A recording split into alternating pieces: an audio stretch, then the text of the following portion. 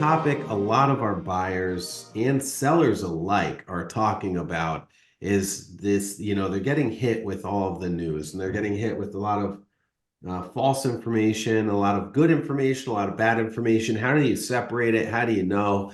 And the big topic is, how are buyers agents going to be compensated with the coming changes in July? As a seller, do I wait to put my listing on the market? Will I save money if I don't compensate a buyer's agent? Let me ask you this, right? So closing cost credits, right?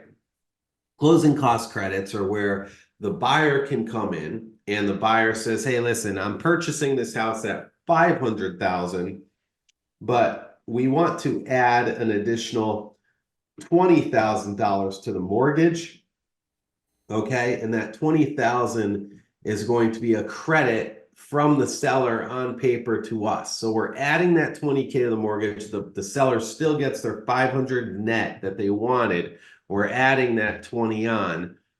Can you kind of talk about how that would be worded on a purchase and sales agreement, like how all of that works, where a buyer's agent would be able to be compensated? It would just be written into the addendum, well, not in the addendum, but the additional terms in the contract, to talk about like that these funds are going to be used towards. I mean, you can be creative with the language a little bit, but be used towards the payment of a co-broke's commission in the amount of X, or closing costs, prepaids and allowances, and co-broker's commission for a total of $20,000. But I would imagine that the language that I just described would be the language that we would use. I don't think that would be anything other than that, because the lender just has to incorporate that into the mortgage, and cover the just up the loan amount, and the seller then won't realize a reduction in their net proceeds. The other thing I saw, Ted, was that real estate prices will fall and homes will become more affordable because realtors will not be charging 6%.